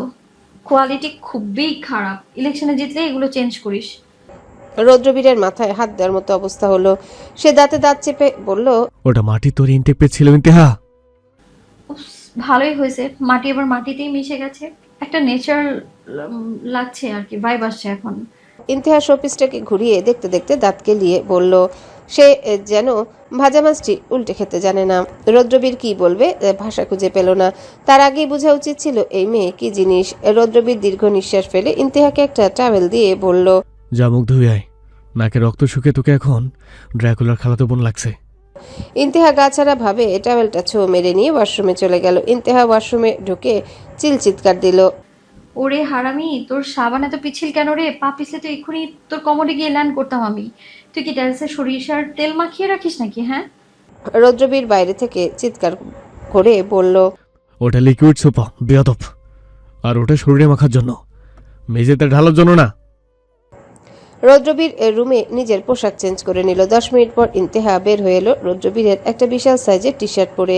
টি শার্টটা তার হাঁটু পর্যন্ত ঝুলে আছে। সে আয়নার সামনে দাঁড়িয়ে নিজের চুলগুলো ঝাঁটার মতো করে বেঁধে রৌদ্রবীরকে বলল, দেখ তো আমাকে কিরকম লাগছে। এই টি শার্টে তো আমি অনায়াসে 3 দিন থাকতে পারবো, ভেতরে একটা আস্ত ফ্যামিলি বসবাস করতে পারবে। রৌদ্রবীর গম্ভীর কণ্ঠে বলল। তোকে এখন একটা জ্বলন্ত তাবু মনে হচ্ছে। রৌদ্রবীরের কথায় কান্না দিয়ে ইন্তেহা কিচেনে গিয়ে সোজা ফ্রিজ খুলে এক বাটি মিষ্টি বের করে সাবার করতে করতে বলল, তোর ভাগ্য ভালো যে আমি এখন খুনি মোড়ে নেই, নইলে তোর এই টি শার্ট দিয়ে তোকে বেঁধে বেলকনিতে ঝুলিয়ে দিতাম আমি। বাই দ্য ওয়ে, তোর মিষ্টির কালেকশন বেশ ভালো, কিন্তু আমি চিনি কম, মানে চিনি একটু কম। নেক্সট টাইম যখন ঘুষ খাবি চিনিটা একটু বেশি করে কিনে দিবি, ঠিক আছে? রৌদ্রবীর বিরক্তি নিয়ে তাকালো। তবে তার ভালো লাগলো ইন্তেহার এই রূপ দেখে, যে ইন্তেহা মজা করতে পারে, নয়তো সারাদিন কিলিং মুডেই থাকে। একে সামলানো হচ্ছে ইলেকশনে হার মানা অনেক সহজ, কিন্তু এই ইন্তেহা যাকে একটু যত্ন করলেই কথা স্বাভাবিক হয়ে যায়। তিমিরার আধারের সাথে ইন্তেহা অন্যরকম, আজ রৌদ্রবীরের সাথেও সেরকম ব্যবহার করছে। এটা ভাবতেই রৌদ্রবীরের ভালো লাগলো, কিন্তু তার ভালো লাগা বেশিক্ষণ স্থায়ী হলো না। ইন্তেহার কাণ্ড দেখে রৌদ্রবীর বিড়বিড় করে বলল, আল্লাহ, আমার কপালে কোনোদিন কি শান্তি জুটবে না? ইন্তেহা মিষ্টি চিবোতে চিবোতে রৌদ্রবীরের দিকে তাকিয়ে চোখ টিপ দিয়ে বলল, শান্তি তো কবরে গিয়ে পাবি, এখন আমার জন্য যাবা না কড়া করে? রৌদ্রবীর রান্নাঘরের দরজায় হেলান দিয়ে দাঁড়িয়ে নিজের হাতের আঙ্গুলগুলো মটকালো। তার গম্ভীর মুখটা এখন আরো কালো হয়ে গেছে। সে ইন্তেহার দিকে এক নজর তাকিয়ে ঠান্ডা গলায় বলল, আমি তোর জন্য চা বানাবো? আমাকে কি তোর বরের কামলা মনে হয়? ইন্তেহা মিষ্টির বাটিটা কাউন্টারে রেখে সজোরে একটা শব্দ করে বলল, চা বানাতে কি এমএ পাস করা লাগে শালা? ভোট যাওয়ার সময় তো লোকের পা চাটতে পারিস, আর এখন ঘরের আমার জন্য চা বানাতে তোর এই বালের পরিচয় টান লাগছে? হ্যাঁ, কথাটা বলেই ইন্তেহা গুটি গুটি পায়ে রৌদ্রবীরের একদম কাছে এগিয়ে এলো। রৌদ্রবীর স্থির হয়ে দাঁড়িয়ে থাকলেও ইন্তেহা তার চারিপাশে ঘুরতে শুরু করলো, যেন সে কোনো অদ্ভুত চিড়িয়া দেখছে। ইন্তেহা রৌদ্রবীরের হুডিটার একটা কোণা টেনে ধরে নাড়িয়ে বলল, এই তোকে এখন অন্যরকম লাগছে কেন বলতো? তোর লুঙ্গিটা কোথায় গেল? প্যান্ট পরেছিস, স্টাইলিশ হুডি পরেছিস, আবার মুখে গম্ভীর ভাব। কিরে শালা, ব্যাপারটা কি? কাউকে পেয়েছিস নাকি? রৌদ্রবীর বিরক্তি নিয়ে এক ঝটকায় ইন্তেহার হাত থেকে হুডির কোণাটা ছাড়িয়ে নিল। সে ইন্তেহার চোখের দিকে ঝুঁকে এসে দাঁতে দাঁত চেপে বলল, বেয়াদব মেয়ে, আমার লঙ্গি নিয়ে তোর এত ইন্টারেস্ট কেন? রৌদ্রবীরের কথা শুনে ইন্তেহা রৌদ্রবীরের গলার কাছে আঙ্গুল দিয়ে খোঁচা মেরে তেরচা হেসে বলল, লুঙ্গি নিয়ে ইন্টারেস্ট থাকবে না তো কি? কি নিয়ে ইন্টারেস্ট থাকবে? রৌদ্রবীর এবার আর নিজেকে সামলাতে পারল না। সে ইন্তেহার দুই কবজি একসাথে ধরে তাকে কিচেন কাউন্টারের সাথে চেপে ধরল। তার চোখের দৃষ্টি এখন পাথরের মতো শক্ত। সে ফিসফিস করে বলল, ইন্তেহা, তুই কি জানিস আমার সহ্য ক্ষমতা কতটুকু? তুই যে প্রতিটা কথায় গালি দিচ্ছিস আর আমার পার্সোনাল জিনিস নিয়ে ফাজলামো করছিস, অন্য কেউ হলে তাকে আমি এক্ষুনি গুণ করে দিতাম। ইন্তেহা সরাসরি রৌদ্রবীরের চোখের দিকে তাকিয়ে থাকলো। তার চোখের মনি এখন জলজল করছে। সে একটুও না ঘাবড়ে কর্কশ গলায় বলল, গুম করবি? কচু করবি তুই? তুই আমাকে কি গুম করবি? নিজেই তো কথা দিয়ে গুম হয়ে যাস। ইন্তেহার কথাটা শুনে রৌদ্রবীরের চোয়াল নরম হয়ে এলো। সে ইন্তেহাকে ছেড়ে দিল। ইন্তেহা তাচ্ছিল্য হেসে শরীর ছাড়তে লাগলো বিরক্তি নিয়ে। রৌদ্রবীর দেখলো ইন্তেহার চোখ দুটো সামান্য লাল হয়ে আছে এখনো। একটু আগের মানসিক ঝড়ের রেশ এখনো কাটেনি। রৌদ্রবীর তার হাতের মুঠি আলগা করে দিল। সে দীর্ঘশ্বাস ফেলে সরে এসে চুলায় গরম পানি বসালো। গলার স্বর কিছুটা নরম করে বলল, চা বানাচ্ছি, চিনি কতটুকু দিবি? ইন্তেহা রৌদ্রবীরের এই হঠাৎ নমনীয়তা একটু থমকে গেল। সে কাউন্টারের উপর উঠে বসে পা দুলাতে দুলাতে বলল, 4 চামচ চিনি দিবি। জীবনটা এমনিতেই তিতা, অন্তত চাটা তো মিষ্টি হোক। রৌদ্রবীর চা বানাতে বানাতে আর চোখে ইন্তেহাকে দেখলো। এই মেয়েটা কিছুক্ষণ আগে নাকে রক্ত নিয়ে রাস্তায় টলছিল, আর এখন দিব্যি আড্ডা দিচ্ছে। ইন্তেহার বিরক্ত লাগলো এভাবে বসে থাকতে। তার তিমির আর আধারের কথা মনে পড়লো। ওরা তো জানেও না ইন্তেহা বাসায় নেই। ওগুলো ভাবতে ভাবতে ইন্তেহা একটা বিস্কুট নিয়ে বিস্কুটে কামড়ে সারা ফ্ল্যাটটা তদারকি করতে শুরু করলো। মাঝখানে বিশাল বড় ড্রয়িং রুম আর পাশেই আধুনিক কিচেন। 4টা রুমের মধ্যে একটা তার স্টাডি রুম। ইন্তেহা রৌদ্রবীরের অগোচরে তার স্টাডি রুমে ঢুকে পড়ল। টেবিলের উপর রাখা ল্যাপটপ আর ডায়েরিগুলো সজোরে নাড়াচাড়া করতে করতে তার হাতে একটা হঠাৎ সাদা রঙের পেন ড্রাইভ এলো। ওর উপরে ছোট করে লাল কালিতে লেখা আই লাভ আর। এটা দেখে ইন্তেহা ভ্রু কুচকে তাকালো। এরপর ইন্তেহা পাকা হাসলো, বিড়বিড় করে বলল, শালা পাতি নেতা দেখে গোপনে প্রেমও চালায়, আর দিয়ে নিশ্চয়ই কেউ আছে। ওই শালির জন্যই চলে গিয়েছিল সাদা মাধব। কৌতূহল বশত সে পেন ড্রাইভটা ল্যাপটপে কানেক্ট করলো। স্ক্রিনে একটা ফোল্ডার ওপেন হতে সে একটা ভিডিও ফাইলে ক্লিক করলো। ভিডিওটা চালু হতে ইন্তেহার হাতটা কেঁপে উঠল। স্ক্রিনে ভেসে উঠল 10 বছরের এক চঞ্চল ইন্তেহা আর 17-18 বছরের এক কিশোর রৌদ্রবীর। ইন্তেহা আর রৌদ্রবীর খেলছিল। তখন ইন্তেহা বাগানে দৌড়াতে গিয়ে হোঁচট খেয়ে পড়ে হাঁটুতে চোট পেল। ভিডিওতে দেখা যাচ্ছে কিশোর রৌদ্রবীর পাগলের মতো দৌড়ে এসে ইন্তেহাকে কাঁধে তুলে নিল। ইন্তেহার কান্নায় নাক মুখ লাল। রৌদ্রবীর তাকে কাঁধে তুলে নিয়ে শান্ত করার চেষ্টা করছে। ভিডিও সেই ছোট্ট ইন্তেহা কাঁদতে কাঁদতে রৌদ্রবীরের ঘাড় জাপটে ধরে বলছিল, তুমি আমাকে এই অন্ধকারে থেকে বাইরে কবে নিবে বীর ভাই? রৌদ্রবীর ইন্তেহার হাত নিজের সাথে পেঁচিয়ে হেসে বলল, তোর জন্য পুরো পৃথিবীর অন্ধকারের সাথে লড়তে পারবো। এই রৌদ্র তোর জন্য পুরো পৃথিবী আলোকিত করবে। ক্লিয়ার হাট। ভিডিওটা দেখে নিজের অজান্তেই ইন্তেহার মুখে হাসি ফুটে উঠল। পুরনো সেই স্মৃতিগুলো ইন্তেহার মস্তিষ্কে হাতুড়ি পেটাতে লাগলো। সে সবসময় এই অতীতটাকে মাটি চাপা দিয়ে রাখতে চায়, কিন্তু রৌদ্রবীর সেটাকে আজও সযত্নে ডিজিটাল ফ্রেমে বন্দি করে রেখেছে। ভিডিওটা শেষ হতে ইন্তেহার চোখে নস্টালজিয়ার এক ঝলক খেলে গেল। সে মাউসটা ঘুরিয়ে দেখলো ফোল্ডারে আরও অসংখ্য ভিডিও ক্লিপ। কোনোটার নাম I-1, কোনোটা ইন্তেহার বুকটা দূর দূর করে কাঁপছে। সে যখন পরবর্তী ভিডিওতে ক্লিক করতে যাবে ঠিক তখনই দরজার কাছে ভারী পায়ের শব্দ আর রৌদ্রবীরের কণ্ঠস্বর ভেসে এলো। কি করছিস? আমার পারমিশন ছাড়া আমার জিনিসে হাত দিচ্ছিস কেন, বেয়াদব? শব্দটা শোনা মাত্র ইন্তেহা বিদ্যুৎ বেগে ল্যাপটপটা বন্ধ করে দিল। 1 সেকেন্ডের ভগ্নাংশে তার চোখের আর্দ্রতা উধাও হয়ে সেখানে জায়গা করে নিল গাছাড়া ভাব। সে এক ঝটকায় ঘুরে দাঁড়িয়ে রৌদ্রবীরের দিকে তাকিয়ে বলল, এই ইন্তিয়া ইহসান কারো পারমিশনের ধার না। রৌদ্রবীর 2 পকেটে হাত ঢুকিয়ে ভ্রু কুচকে ঘরের ভেতর ঢুকলো। তার তীক্ষ্ণ নজর ল্যাপটপের দিকে। সে সন্দেহী এই গলায় বলল, ল্যাপটপের সামনে কি করছিলি? আমার কোনো পলিটিক্যাল ফাইল ঘাটাঘাটি নাকি? ইন্তেহা হাই তুলে আয়েশ করে টেবিলের উপর বসে পা দুলাতে দুলাতে বলল, তোর ওইসব পচা ফাইল দেখার টাইম আছে আমার? আমি তো জাস্ট চেক করছিলাম ল্যাপটপে অন্য কিছু আছে কিনা। কিন্তু তুই তো দেখি পুরাই সাধু বাবা। একটা কার্টুন ভিডিও ছাড়া আর কিছুই নেই তোর কালেকশনে। ছি, এত বড় নেতা হয়েছিস অথচ লাইফে কোনো থ্রিল নাই। থ্রিল ছাড়া লাইফ বোরিং লাগে না তোর? রৌদ্রবীর টেবিলের কাছে এসে পেনড্রাইভটা নিজের হাতে নিয়ে নিল। সে জানে ইন্তেহা কি দেখেছে, কিন্তু ইন্তেহা যেভাবে সেটা অস্বীকার করছে সেটা দেখে রৌদ্রবীরের ঠোঁটের কোণে একটা বাঁকা হাসি ফুটে উঠল। সে ইন্তেহার খুব কাছে এসে ঝুঁকে দাঁড়ালো। আমার জীবনের সবচেয়ে বড় থ্রিল তো তুই। আর কোনো থ্রিলের প্রয়োজন নেই আমার। এখন আমার ল্যাপটপ থেকে হাত ছাড়া। আর এই যে পেনড্রাইভটা দেখছিস না, এতে এমন সব জিনিস আছে যা দেখলে তোর হার্ট অ্যাটাক হতে পারে। ক্লিয়ার হাট। ইন্তেহা রেগে রৌদ্রবীরের বুকের উপর একটা সজোরে ধাক্কা দিয়ে নেমে দাঁড়ালো। সে বিরক্তি গলায় চিৎকার করে বলল, আমার এসব ফালতু নাম ধরে ডাকবি না। আমার খিদা লাগছে। চা আনতে এত সময় লাগে কেন তোর? হ্যাঁ, হাত কি ভেঙে গেছে নাকি? রৌদ্রবীর পেনড্রাইভটা পকেটে ঢুকিয়ে গটগট করে লিভিং রুমের দিকে হাঁটতে হাঁটতে বলল, চা টেবিলের উপর রাখা, খেয়ে শান্ত হ। আর খবরদার, এরপর যদি আমার স্টাডি রুমে তোকে দেখছি তবে তোকে এই রুমে লক করে রাখবো, শালি। ইন্তেহা পেছন থেকে একটা কুশন ছুঁড়ে মারল রৌদ্রবীরের পিঠ লক্ষ্য করে। এরপর চেঁচিয়ে বলল, শালা হারামি, অনেক ধমকেছিস আমায়। তোর ওই চায়ের মধ্যে যদি বিষ মিশিয়ে খাইয়ে না দিব আমাকে ধমকায়, সাহস কত বড় বেয়াদব! রৌদ্রবীর কুশনটা ক্যাচ ধরে আবারও সোফার ছুড়ে দিয়ে বাঁকা হেসে বলল, তুই খাওয়ালেই তো হাসি মুখে বিষ পান করে নিব, হারামজাদি। কিন্তু আমার মতো একটা হ্যান্ডসাম নেতা মরে গেলে দেশটা তো এতিম হয়ে যাবে। দেশের জন্য হলে তো তুই নিশ্চিত কাজটা করবি না।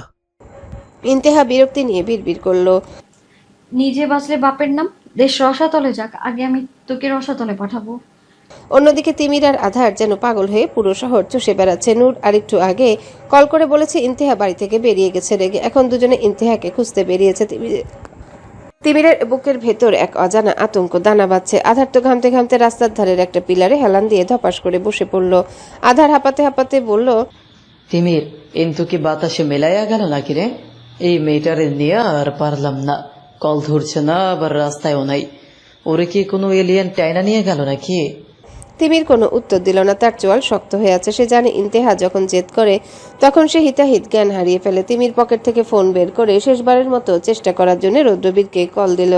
কারণ সে জানে ইন্তেহার ছায়ায় ছায়ায় রৌদ্রবীরের লোক সব সময় থাকে। 2 বার রিং হতে ওপাশ থেকে রৌদ্রবীরের গম্ভীর অথচ শান্ত কণ্ঠস্বর ভেসে এলো।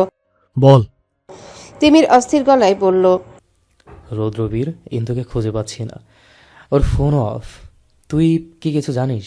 রৌদ্রবীর ওপাশ থেকে সামান্য নিঃশব্দে বলল। ওই হারামজাদি এখন বসে বসে দিব্যি আমার মাথা খাচ্ছে। তিমির একটা দীর্ঘশ্বাস ফেলে ফোন রাখলো, আধারের দিকে তাকিয়ে বলল। কিন্তু রৌদ্রবীরের ফ্ল্যাটে, চল ওখানে। আধার লাফ দিয়ে উঠে দাঁড়ালো, তার চোখে মুখে এখন রাজ্যের বিস্ময়ে। সে বিস্মিত হয়ে বলল। কি ওই পাতি নেতার ডেরায় এন্তু কি শেষমেশ রৌদ্রবীররে কিডন্যাপ করতে গেল নাকি? তাড়াতাড়ি চল, রৌদ্রবীরের ফ্ল্যাট অক্ষত আছে কিনা দেখা দরকার। মিনিট 15-র মধ্যে তিমির আর আধার রৌদ্রবীরের ফ্ল্যাটের সামনে এসে পৌঁছালো। কলিং বেল বাজাতে রৌদ্রবীর দরজা খুলে দিল। ভেতরে ঢুকতেই তিমির দেখলো ইন্তেহা রৌদ্রবীরের বিশাল এক টি শার্ট পরে সোফায় পা তুলে বসে আয়েশ করে চিপস চিবোচ্ছে। তাকে দেখে মনেই হচ্ছে না কিছুক্ষণ আগে তার উপর দিয়ে কোনো ঝড় বয়ে গেছে। আধার ভেতরে ঢুকে চিৎকার করে উঠল।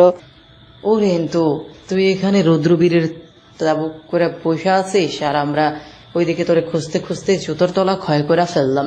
তুই কি মানুষ না জিনের বাদশা, যখন তখন উধাও হয়ে যাস? ইন্তেহা চিপসের প্যাকেটটা আধারের দিকে ছুড়ে দিয়ে কর্কশ গলায় বলল। চুপ কর হারামজাদা, জুতোর তলায় ক্ষয় হয়েছে তো ভালো হয়েছে, নতুন জুতোর কিনবি। তোরা আছিস কেন? যা এখান থেকে, ডিস্টার্ব করিস না ভালো। তিমির ধীর পায়ে ইন্তেহার সামনে গিয়ে দাঁড়ালো, তার চোখে উদ্বেগ। সে নিচু স্বরে বলল। নাক দিয়ে রক্ত পড়ছিল কেন? প্রেশার হাই হয়েছিল তোর? মিসেস নীলা কি আবার কিছু বলেছে? ইন্তেহা মুহূর্তের জন্য স্তব্ধ হয়ে গেল, কিন্তু পরক্ষণে সেই ভাবটা কাটিয়ে উঠে তাচ্ছিল্যের হাসি দিয়ে বলল। দূর, ওই শালি তো প্রতিদিন নতুন নতুন স্ক্রিপ্ট নিয়ে বসে। আর নাকের রক্ত, ওটা তো শরীরের বেশি রক্ত হয়ে গেছে, তাই দেখি মানে বের হয়েছে। তুই তো সেন্টি খাস না তো তুমি? রৌদ্রবীর পাশ থেকে গম্ভীর মুখে বলল। তোর বন্ধুকে সামলা তিমির।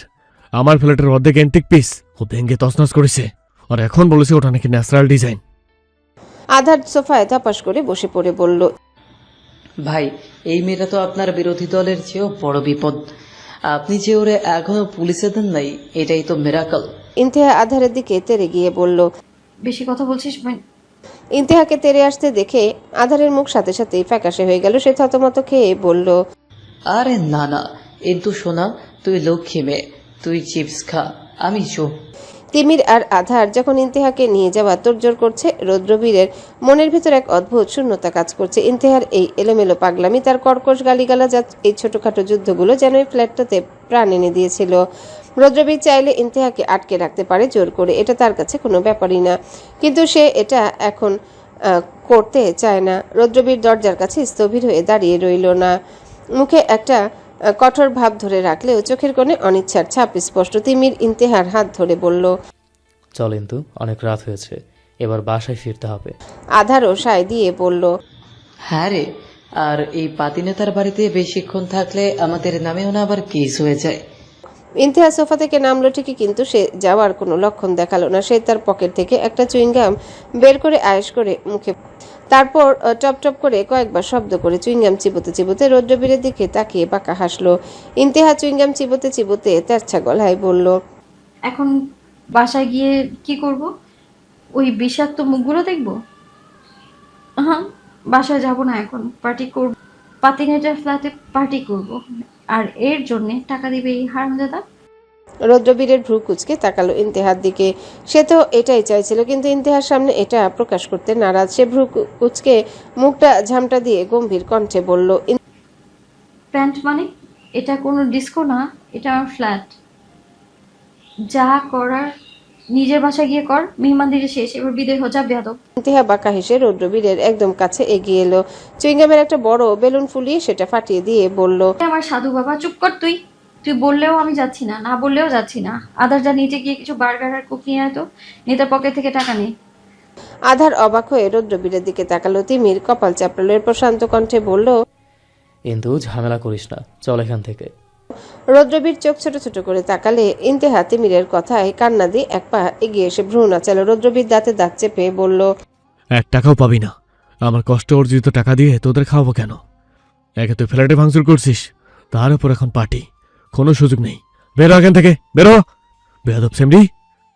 আধার বলল। আপনার দায়িত্ব আমাদের খাওয়ানো, আমরা সাধারণ জনগণ। 3-3টে ভোট আপনার নামে হবে যদি আমাদের টাকা দেন। রৌদ্রবীর আরো রেগে গেল। চুপ কর। ঠিক তখন ইন্তেহা ছো মেরে রুদ্রবীরের পকেট থেকে ওয়ালেটটা এক ঝটকায় বের করে নিল। রুদ্রবীর বাধা দিতে গেলে ইন্তেহা তার হাতের উপর একটা কামড় বসানোর ভঙ্গি করলো। আরে স্যার, বেয়াদব মেয়ে, ওয়ালেট দে বলছি। রুদ্রবীর চিৎকার করে উঠল। ওয়ালেটটা হাওয়ায় উড়িয়ে আধারের দিকে ছুড়ে দিল। আধার সেটা লুফে নিয়ে দাঁত কেলিয়ে হাসলো। ইন্তেহা রুদ্রবীরের নাকের ডগায় আঙ্গুল নাচিয়ে বলল, বেশি চিলাচিলি করবি না তো, এখন শুধু বার্গার খাবো, বেশি তেমন করলে তোকে। তিমি শুধু দাঁড়িয়ে এদের নাটক দেখছে। আধার রুদ্রবীরের ওয়ালেট খুলে নোটগুলো গুনতে গুনতে বলল, কিন্তু নেতার পকেট তো পুরাই গরম, আজকে সেই পার্টি হবে। ইন্তেহার আধার একে অপরের গলা ধরাধরি করে। রুদ্রবীরের দিকে তাকিয়ে জিভ ভেঙে এক প্রকার নাচতে নাচতে ফ্ল্যাট থেকে বেরিয়ে গেল। যাওয়ার সময় ইন্তেহা চিৎকার করে বলে গেল, খাবো, তুমি ছাদে যা, আমরা খাবার নিয়ে ডিরেক্ট ছাদে আসছি। রুদ্রবীর দাঁতে দাঁত চেপে নিজেকে সামলে নিল। তিমির পাশে দাঁড়িয়ে মিটিমিটি হাসছে। রুদ্রবীরের এই টার্টিতে একদম আগ্রহ নেই, কিন্তু ইন্তেহা যেহেতু আছে তাই সে এখানে আসতে রাজি হয়েছে। সে অনিচ্ছা সত্ত্বেও একটা দীর্ঘশ্বাস ফেলে তিমিরের সাথে ছাদের দিকে রওনা দিল। ছাদে গিয়ে রুদ্রবীর এক কোণে গম্ভীর হয়ে দাঁড়িয়ে রইল। কিছুক্ষণ পর ইন্তেহার আধার বড় বড় ব্যাগ ভর্তি বার্গার, কোক আর চিপস নিয়ে হুল্লোড় করতে করতে হাজির হলো। ইন্তেহা রুদ্রবীরের শার্টের হাতাটা টেনে ধরে তাকে জোর করে মেঝেতে বসিয়ে দিয়ে বলল, বসে থাকে এখানে, গম্ভীর ভাব নিবি না একদম, তোকে এইভাবেই ভালো লাগে না। ইন্তেহা একটা বড় বার্গার কামড় দিয়ে রুদ্রবীরের দিকে বাড়িয়ে ধরল। রুদ্রবীর বিরক্ত হয়ে তাকালেও ইন্তেহার চোখের দিকে তাকিয়ে কেন জানি তার রাগটা বেশিক্ষণ স্থায়ী হলো না। সে একটা কামড় বসালো। চাঁদের আলোয় ছাদের উপর এই অদ্ভুত চার বন্ধুর আড্ডা শুরু হলো। খাওয়া শেষে ছাদের কংক্রিটের মেঝেতে আধার আর ইন্তেহা আয়েশ করে শুয়ে পড়ল। আধারের দিকে তাকিয়ে তারা যেন শহরের যান্ত্রিকতা ভুলে পুরনো দিনে হাতড়াচ্ছে। রুদ্রবীর কিছুক্ষণ তাদের এই ইন্তেহার আধারের কাণ্ড কারখানা দেখলো, তারপর বিরক্তি নিয়ে ভ্রু কুচকে বলল, এই নোংরা মেঝেতে কেন শুইছিস? ইন্তেহা মাথার নিচে হাত দিয়ে আকাশের তারা গুনতে গুনতে তাচ্ছিল্যে সুরে বলল, বেশি আদিক্ষেতা করিস না তো, এখানে শোয়ার মধ্যে যে শান্তি আছে তোর ওই দামি ইতালিয়ান সোফায় তা নাই।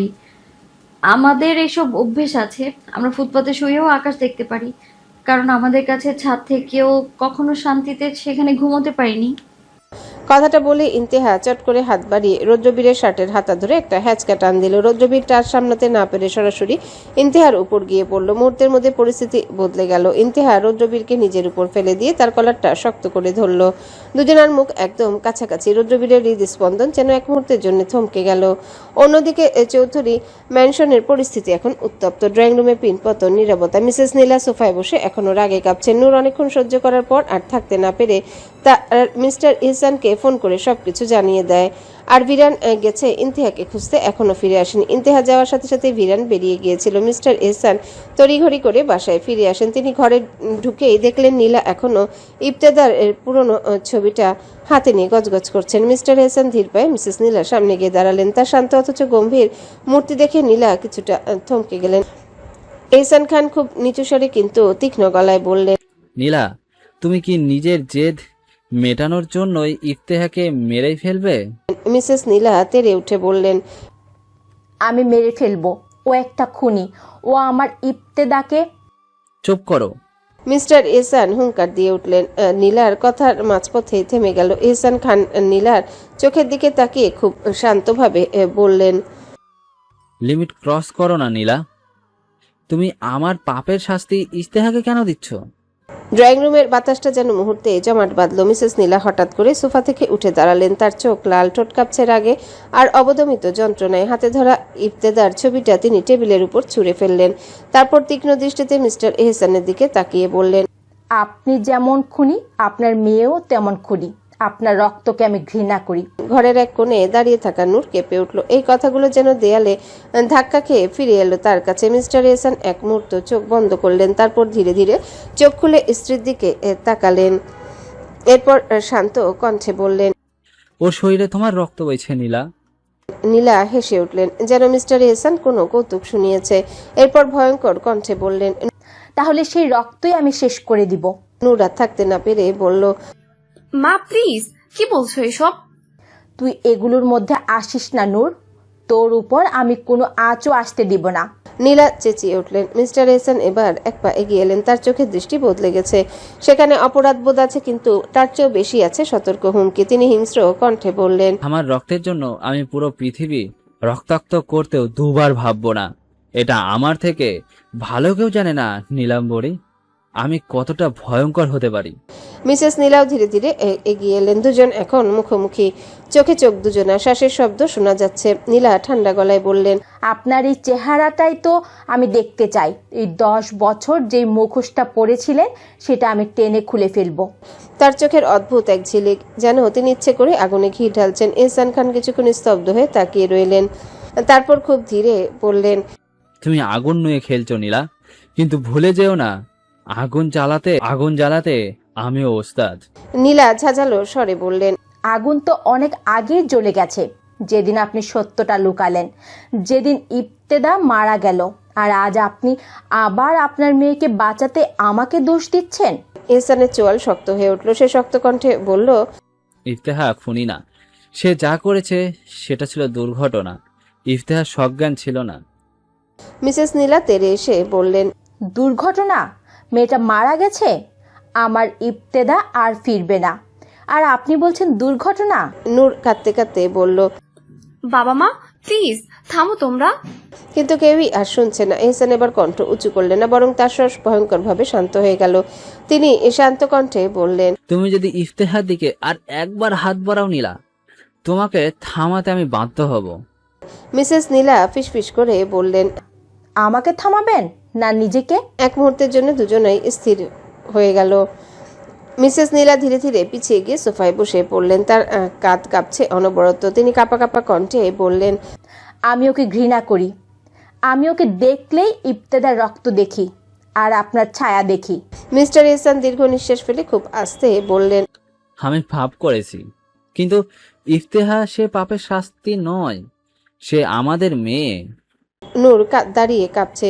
সে কি করবে বুঝতে পারছে না। তারা কি ব্যাপারে কথা বলছে? বাইরে দূরে কোথাও কুকুরের ডাক ভেসে আসছে। ঘরের ভেতর নিস্তব্ধতা এত ঘন যে শ্বাসেরও শব্দ স্পষ্ট। মিসেস নীলা ধীরে ধীরে মাথা তুললেন। তার চোখ দুটো লাল, কিন্তু কান্নার রেশ নেই চোখে, শুধু জমাট বাঁধা তিক্ততা প্রকাশ পাচ্ছে। ঠোঁট বাঁকিয়ে তিনি বললেন, মেয়ে নাকি পাপের ফল? কথাটা যেন ছুরি হয়ে ছুটে এলো মিস্টার এহসানের দিকে। নীলা! মিস্টার এহসান বজ্রপাতের মতো চিৎকার করে উঠলেন। নূর চমকে উঠল। এমন গর্জন সে কখনো শুনেনি। এহসান খানের চোখ রক্তিম হয়ে গেছে, কপালে শিরা ফুলে উঠেছে। তিনি এক পা এগিয়ে এসে গর্জে উঠে বললেন, একটা শব্দ আর না। ইফতেহার সম্পর্কে এই ভাষা আমি সহ্য করব না। ইফতেহা আমার রক্ত আর সে বৈধ। নীলা তীব্র হেসে উঠে বললেন, সহ্য করবেন না? সত্য শুনতে কষ্ট হচ্ছে।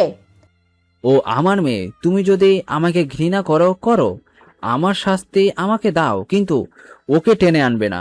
এহসানের কণ্ঠ কেঁপে উঠল, কিন্তু সেটা রাগে না যন্ত্রণায় বোঝা গেল না। নীলা হঠাৎ গর্জে উঠলেন, আমি ওকে টেনে আনিনি, ও নিজে এসেছে।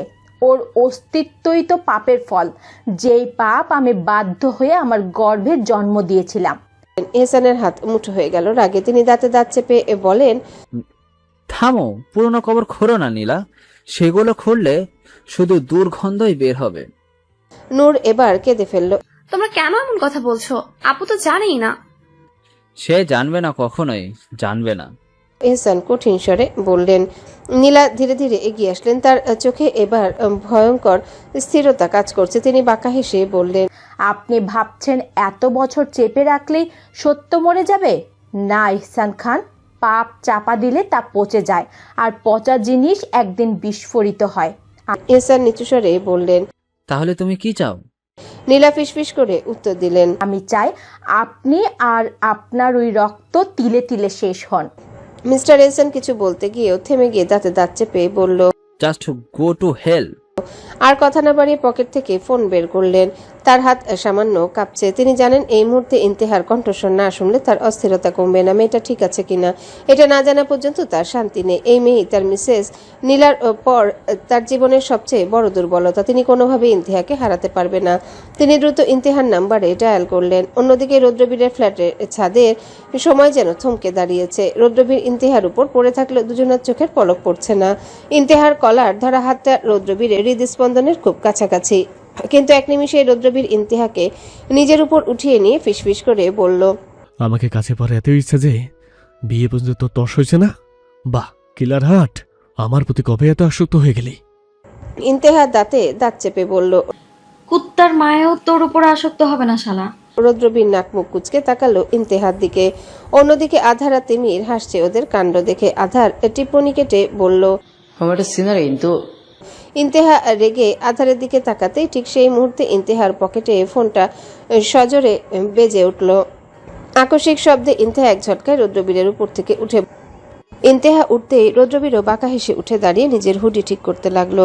ইন্তেহা ফোন স্ক্রিনে বাবা লেখা দেখে কলটা রিসিভ করলো। মিস্টার এহসান ওপাশ থেকে রুদ্ধশ্বাসে বলে উঠলেন, ইফতেহা কই তুই? ইন্তেহা কিছুক্ষণ চুপ থেকে নিজের গলার স্বর স্বাভাবিক করলো, তারপর শান্ত কণ্ঠে বলল, রৌদ্রবীরের ফ্ল্যাটে। মিস্টার এহসান অবাক হয়ে বললেন, রুদ্রবীরের ফ্ল্যাটে? আধার আর তিমিরও আমার সাথে আছে, আমি আসছি। ইন্তেহার এই শান্ত কণ্ঠ শুনে এহসান খানের বুকের উপর থেকে যেন মস্ত বড় একটা পাথর নেমে গেল। তিনি শুধু অস্ফুট স্বরে বললেন, বি কেয়ারফুল। কলটা শেষ করে ইন্তেহা উঠে দাঁড়ালো। সে তিমির আর আধারের দিকে তাকিয়ে বলল, চল, কালকে থেকে রোজা শুরু, আবার বাসায় ফিরে সেহরি করতে হবে, এবার ফেরা দরকার। আধার আর তিমিরও সায় জানালো। রৌদ্রবীর গম্ভীর মুখে দাঁড়িয়ে রইল। তিনজন মিলে ছাদের দরজার দিকে এগোতে লাগলো। রৌদ্রবীর এখনো ছাদের রেলিং এর কাছে পকেটে দুই হাত গুজে পাথরের মূর্তির মতন দাঁড়িয়ে আছে। সে এক দৃষ্টিতে ইন্তেহার যাওয়ার পথের দিকে তাকিয়ে রইল। চাঁদের আলোয় তার মুখে বাঁকা হাসি আবারও ফুটে উঠল। ইন্তেহা সিঁড়ি দিয়ে নামার ঠিক আগ মুহূর্তে একবার থমকে দাঁড়ালো। সে পেছনে ফিরে তাকালো রৌদ্রবীরের দিকে। দুজনের চোখাচোখি হলো কয়েক সেকেন্ডের জন্য, কিন্তু কোনো কথা হলো না। তারপর এক ঝটকায় মাথা ঘুরিয়ে ইন্তেহা তিমির আর আধারের সাথে হেসে হেসে কথা বলতে বলতে অন্ধকারের সিঁড়ি দিয়ে নিচে নেমে গেল। রৌদ্রবীর ছাদ থেকে নিচে তাকিয়ে দেখলো ল্যাম্পপোস্টের আবছা আলোয় ইন্তেহার অবয়বটা ধীরে ধীরে মিলিয়ে যাচ্ছে। ইন্তেহারা চলে যাওয়ার পর রৌদ্রবীরের ফ্ল্যাটের ছাদে আবারও এক নিস্তব্ধতা নেমে এলো। রৌদ্রবীর রেলিং ধরে অনেকক্ষণ রাস্তার দিকে তাকিয়ে রইল, যেন সে অন্ধকারের ভেতরেও কাউকে খোঁজার চেষ্টা করছে। তার চোয়াল শক্ত হয়ে এলো। ইন্তেহার হাসিমাখা মুখটা তার সামনে বারবার ভেসে উঠছে। রৌদ্রবীর পকেট থেকে ফোন বের করলো। তার আঙ্গুলগুলো ক্ষিপ্র গতিতে একটা নাম্বারে ডায়াল করলো। ওপাশ থেকে কল রিসিভ হতেই রৌদ্রবীর হিমশীতল গলায় বলল, ও কি জেল থেকে ছাড়া পেয়েছে? ওর বর্তমান লোকেশন কোথায়? জলদি খবর নিয়ে আমাকে জানা। ইন্তেহাজ ওকে এই শহরে দেখেছে। ইন্তেহা বলতে দেখতে পারে না। ওপাশ থেকে কিছু একটা বলতেই যা শুনে রৌদ্রবীরের চোখের মনি আরো তীক্ষ্ণ হয়ে উঠল। সে দাঁতে দাঁত চেপে বলল, আমি কোনো অজুহাত শুনতে চাই না। যদিও সত্যি ফিরে এসে থাকে, তবে এবার আর ভুল হবে না। মরবে ওই সুরের বাচ্চা। কলটা কেটে দিয়ে রৌদ্রবীর আকাশের অন্ধকারের দিকে তাকালো। তার ভেতরে এক অজানা তুফান বইছে। সে বিড়বিড় করে বলল, 10 বছর আগে সেই চ্যাপ্টার ক্লোজ করবো আমি। পরদিন সকালে চৌধুরী ভিলায় সূর্যোদয়ের সাথে সাথে স্তব্ধতা নেমে এলো। ড্রয়িং রুমে মিস্টার এহসান বসে খবরের কাগজ পড়ছে আর নূর বসে সকালের নাস্তা করছে। সে আজ রোজা রাখতে পারেনি। গত রাতের ঝড়ের পর ঘরটা এখনো থমথমে। নূর আনমনে চায়ে চুমুক দিচ্ছে, তার চোখ দুটো ফোলা। আর ঠিক তখনই সিঁড়িতে পায়ের শব্দ শোনা গেল। নূর আর মিস্টার এহসান দুজনে সেদিকে তাকালেন, কিন্তু যা দেখলেন তাতে মিস্টার এহসানের হাতের খবরের কাগজটা নিচে পড়ে গেল আর নূরের হাতে চামচটা কাপের সাথে ধাক্কা খেয়ে ঝনঝন শব্দ করে উঠল। সিঁড়ি বেয়ে নেমে আসছে এক রহস্যময় নারী। আপাতমস্তক কালো বোরখায় ঢাকা, শুধু তার তীক্ষ্ণ এক জোড়া চোখ দেখা যাচ্ছে। তার হাতে বড় একটা ইসলামিক বই, যা পড়তে পড়তে সে অত্যন্ত শান্ত ভঙ্গিতে নিচে নামছে, যেন এর থেকে কোনো গুরুত্বপূর্ণ কাজ আর তার কাছে নেই। নূর চোখ বড় বড় করে কয়েক সেকেন্ড তাকিয়ে রইল সেদিকে। তার মনে হলো কোনো ভালো মানুষ বাড়িতে ঢুকে পড়েছে। সে চেয়ার ছেড়ে উঠে দাঁড়িয়ে আমতা আমতা করে বলল, এই, আপনি কে? আমাদের বাসায় এভাবে বিনা অনুমতিতে কি করছেন? বোরখা পরা মেয়েটি বই থেকে চোখ না সরিয়ে অত্যন্ত বিরক্ত এবং কর্কশ গলায় বলল, সকাল সকাল চিল্লাস না তো বেয়াদব, এটা আমার বাবার বাসা, আমার যেখানে ইচ্ছে সেখানে যাব আমি।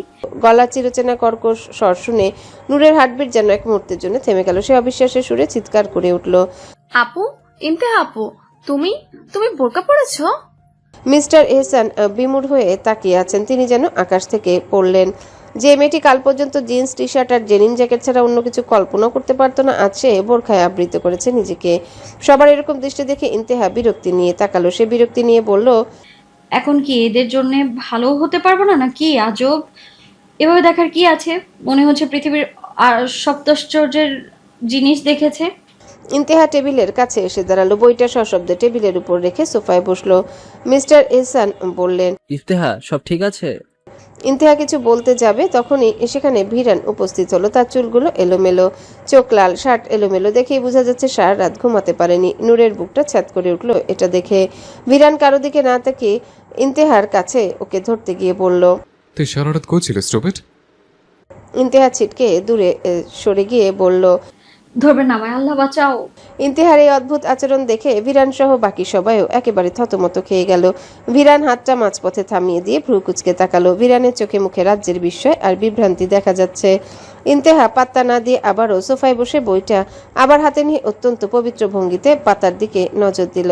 এরপর ভিরানের দিকে না তাকিয়ে গম্ভীর গলায় বলল, রোজার মাসে শয়তানের কোনো জায়গা নেই আমার কাছে। অন্তত এই 1 মাস যেন কোনো নাপাকাত্তা আমার ধারে কাছেও না গেছে।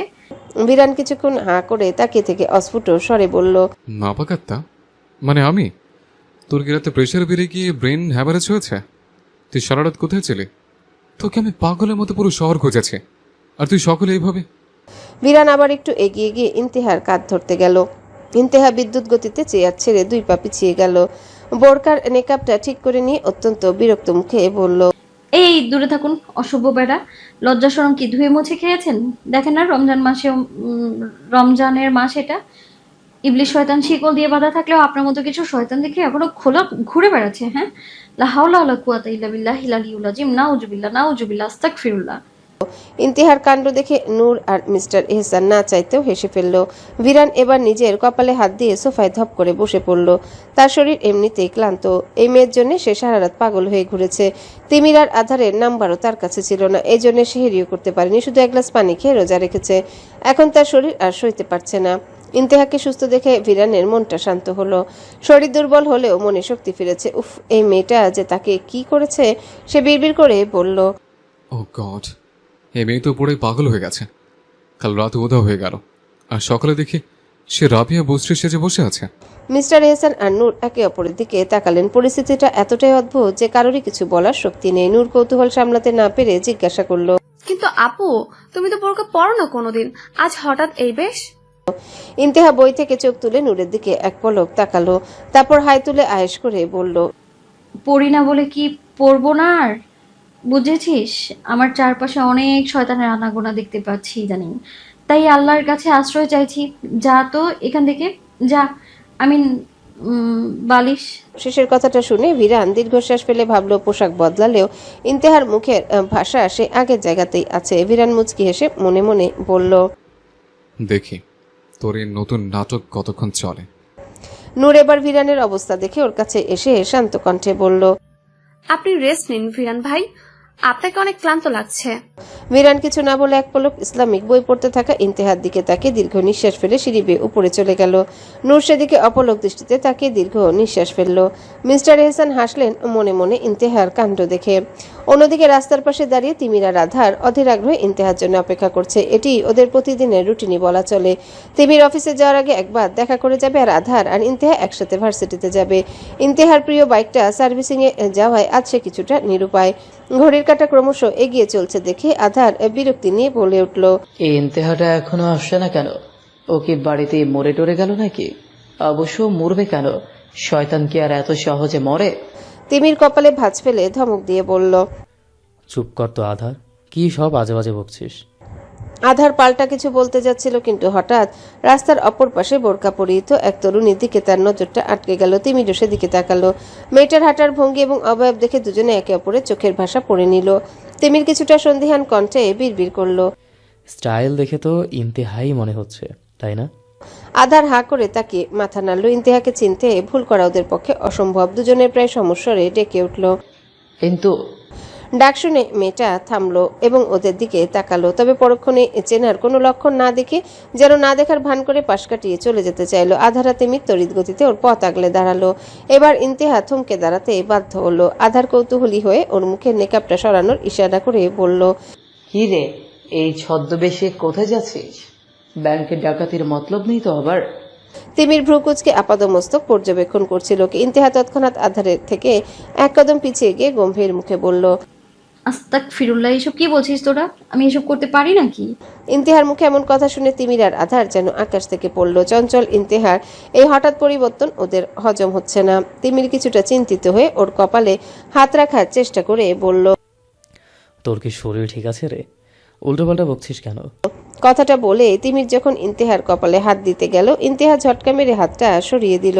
তার চোখে মুখে এমন ভাব যেন সে আগে কখনো তিমির আর আধার দেখেনি, চিনে না কারা। ইন্তেহা লম্বা একটা শ্বাস ফেলে বলল, আল্লাহ মাফ করো, পরপুরুষের স্পর্শ, তওবা তওবা, তোরা কি জানিস না এটা কত বড় গুনাহ? আর তিমির, তুই তো দেখি দিন দিন আরো বেয়াদব হয়ে যাচ্ছিস। ইন্তেহার কথা শুনে আধার আর তিমির একে অপরের মুখের দিকে তাকালো। আধার ফিসফিস করে বলল, দোস্ত নির্ঘাত কাল রাতে ওর মাথায় কোনো নারকেল টারকেল পড়েছে, নইলে যে মেয়ে কালকেও 3টা ছেলের সাথে পার্টি করলো সে আজ পরপুরুষ নিয়ে জ্ঞান দিচ্ছে। তিমির দমে না গিয়ে আবারও জিজ্ঞাসা করলো, কিন্তু মজা ছাড়, সত্যি করে বলতো কোনো ঝামেলায় পড়েছিস নাকি নতুন কোনো নাটকের রিহার্সাল দিচ্ছিস? কোনো কিছুর পরিকল্পনা করছিস নাকি? ইন্তেহা এবার হাতের আঙ্গুল গুনে তসবি পড়ার মতো ভঙ্গি করে বলল, দুনিয়ার মায়া ত্যাগ করেছি, এখন এখান থেকে আমি এক অন্য ইন্তেহা। তোরা যদি জীবনে ভালো কিছু চাস তবে ফালতু রাস্তায় দাঁড়িয়ে আড্ডা না দিয়ে সোজা কাজে যা। পরনারী থেকে দূরত্ব বজায় রাখ। কথাটা শেষ করে ইন্তেহা গটগট করে হাঁটতে শুরু করলো। তার হাঁটার ধরনটা আগের মতোই রয়ে গেছে। আধারা তিমির আহাম্মকের মতো তাকিয়ে রইল। আধার অবাক হয়ে তাকিয়ে থেকে বলল, তিমির দেখলি কত বড় পোল্টিবাজ, ও তো আমাদের চিনতেই অস্বীকার করছে প্রায়। আমার তো কেন জানি মনে হচ্ছে ও কোনো ব্যাংক ডাকাতি না, বরং কোনো বিরিয়ানির দোকানে একা যাওয়ার মতলব করছে, আমাদের নিয়ে যেতে চাইছে না। আধারের লজিকহীন কথা আর ইন্তেহার অদ্ভুত ব্যবহার দেখে তিমির হাসবে না কাঁদবে বুঝতে পারল না। সে শুধু বিড়বিড় করে বলল, এ কাদের পাল্লায় পড়লাম আমি? ইন্তেহা গটগট করে কিছুটা দূরে যেতেই ঘটল এক বিপত্তি। থেকে এক ছিনতাইকারী বাইক নিয়ে এসে ছো মেরে ইন্তেহার হাতের ব্যাগটা টান দিয়ে নিয়ে চলে গেল। মুহূর্তের মধ্যে ইন্তেহার পরহেজকারী হাওয়া। সে 1 সেকেন্ডও সময় নষ্ট করলো না, চিৎকার দিয়ে উঠল, ওই মানে মানুষ, দাঁড়া বলছি। কথাটা বলে পরনের লম্বা বোরখাটা লুঙ্গির মতো করে মালকোচা মেরে হাঁটুর উপর তুলে নিল সে। তারপর সেই অবস্থাতে চোরের পিছনে দিল এক ভো দৌড়। বোরখাটা মালকোচা মেরে হাঁটুর উপর তুলতেই বেরিয়ে এলো ইন্তেহার আসল রূপ। নিচে জিন্সের প্যান্ট আর পায়ে সাদা স্নিকার্স। এই বেশে তাকে এখন ধার্মিক নারীর চেয়ে অ্যাকশন মুভির হিরোইন বেশি লাগছে। পেছন থেকে তিমিরা রাধার এই দৃশ্য দেখে রীতিমতো স্থবির হয়ে গেল। বোরখা পরা একটা মেয়ে ভাবে দৌড়াচ্ছে দেখে রাস্তার মানুষজন হাঁ করে তাকিয়ে আছে, তাও আবার এরকম কাছা দিয়ে ছেলেদের মতো দৌড়াচ্ছে। সম্বিত ফিরে পেতেই আধা চিৎকার করে উঠল, ওই দেখ, ওর পরহেজকারী বাহির হয়ে গেছে, দৌড়া তিমির দৌড়া। তিমিরার আধারও ইন্তেহার পেছনে দৌড়ানো শুরু করলো। ওদিকে ইন্তেহা দৌড়াতে দৌড়াতে গলা ফাটিয়ে চিৎকার করছে, ওই হারামির বাচ্চা, থাম বলছি। তোদের জ্বালায় রমজান মাসেও কি একটু শান্তিতে ভালো হয়ে থাকতে দিবি না? শয়তান সব দায়িত্ব তোদের দিয়ে গেছে। হ্যাঁ, আমার ব্যাগ নিয়ে যাবি মানে? তোর কলিজা তো কম বড় না। ইন্তেহার গতির কাছে চোরের বাইকও যেন হার মানছে, কারণ চোরের বাইক নষ্ট, গতি অনেক ধীর। ইন্তেহা বোরখা সামলে এমন ভাবে দৌড়াচ্ছে যেন অলিম্পিয়াড দৌড়াচ্ছে। পেছন থেকে আধার হাঁপাতে হাঁপাতে তিমিরকে বলল, দোস্ত আমি তো আগেই জানতাম, শয়তান কখনো মরে না। দেখলি তো 5 মিনিটের বেশি সাধু সেজে থাকতে পারলো না। রাস্তার লোকজন অবাক হয়ে দেখছে, একটু আগে যে মেয়েটি তসবি পড়তে পড়তে মাথা নিচু করে হাঁটছিল সেই এখন বোরখা গুটিয়ে চোরকে গালি দিতে দিতে পুরো রাস্তা মাথায় তুলছে। তিমির দৌড়াতে দৌড়াতে হাসতে হাসতে বলল, এটাই আমাদের আসল ইন্তেহা, একে বোরকা দিয়েও আটকে রাখা অসম্ভব। ইন্তেহা বাতাসের গতিতে দৌড়াচ্ছে আর তার বোরখাটা পেছনে ডালা মেলে উঠছে। রাস্তার লোকজন ভেবাচেকা খেয়ে দাঁড়িয়ে পড়েছে। কেউ কেউ ভাবছে কোনো শুটিং হচ্ছে, কেউ বা বুঝতে পেরেছে যে চোর ধরছে। পেছন থেকে হাঁপাতে হাঁপাতে আসা আধার চিৎকার করে তিমিরকে বলল, ওই দেখ, বোরখার নিচে প্যান্ট, এটা হলো হাইব্রিড ইন্তেহা। ইন্তেহা এখনো রেগে চিৎকার করছে। আশেপাশে যা পাচ্ছে সেটাই ছুঁড়ে মারছে চোরের দিকে। চোরটা বাইকের লুকিং গ্লাসে পেছনে তাকিয়ে আত্মারাম খাঁচা ছাড়া। সে দেখলো এক ইন্তেহা বাঘের মতো হুঙ্কার দিয়ে তার দিকে তেড়ে আসছে। ভয়ে সে বাইকের ব্যালেন্স হারিয়ে রাস্তার পাশের একটা ডাস্টবিনের সাথে ধাক্কা খেয়ে ধপাস করে পড়ে গেল। তার নিজের উপর রাগ হলো, কোন দুঃখে যে এই বাইকটা নিয়ে বের হতে গেল। সে কি আর জানতো তার ভাগ্যে এরকম অলিম্পিডের একজন পড়ে যাবে? ইন্তেহা সেখানে পৌঁছে চোরের কলার চেপে ধরলো। তার চোখ টকটকে লাল, দাঁতে দাঁত চেপে রেখেছে। চোর কাচুমাচু হয়ে বলল, আপা, ভুল হয়ে গেছে। আমি ভাবছিলাম আপনি কোনো সহজ সরল পর্দাশীল মেয়ে, কিন্তু আপনি তো দেখি জ্যান্ত আগ্নেয়গিরি। ইন্তেহা চোরের গালে একটা ঠাস করে চর বসিয়ে দিয়ে বলল, শোন হারামি, রোজা রেখে বোরকা পরেছি বলে কি ভেবেছিস হাত পা চালানো ভুলে গেছি? প্যান্টটা কেন পরেছি জানিস? তোদের মতো কুলঙ্গারদের সাইজ করার জন্য। শুধুমাত্র রমজান মাস বলে বেঁচে গেলি। ঠিক সেই মুহূর্তে তিমির আর আধা সেখানে পৌঁছালো। আধার হাঁটুতে হাত দিয়ে দম নিতে নিতে বলল, কিন্তু একটু আগে না তুই পরপুরুষের ছোঁয়া থেকে বাঁচিয়ে চলছিলি, এখন তো দেখি চোরের কলার ধরে রীতিমতো কুস্তি লড়ছিস? ইন্তেহা চোরকে তিমিরের হাতে সঁপে দিয়ে ঝট করে বোরখার নিচে নামিয়ে আবারও শান্ত ভঙ্গিতে দাঁড়িয়ে গেল, যেন তার মতো ভদ্রমেয়ের পৃথিবীতে একটিও নেই।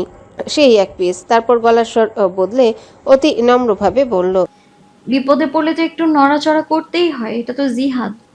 আর তিমির ভাইয়া এখনো দাঁড়িয়ে আছে কেন? চোরটাকে পুলিশের হাতে দিয়ে আমায় একটা রিক্সা ডেকে দিন না প্লিজ, আমাকে ভার্সিটিতে দেরি হয়ে যাচ্ছে আমার। তিমির আর আধার হা করে তাকিয়ে রইল। একটু আগের মারকুটে মেয়েটা আবার নিমিষে মাসুম হয়ে গেল। আধার বিড়বিড় করলো, ভাই এই মেয়ের অস্কার পাওয়া উচিত। বোরখার নিচে প্যান্ট আর পেটে পেটে এত শয়তানি ভাবা যায়?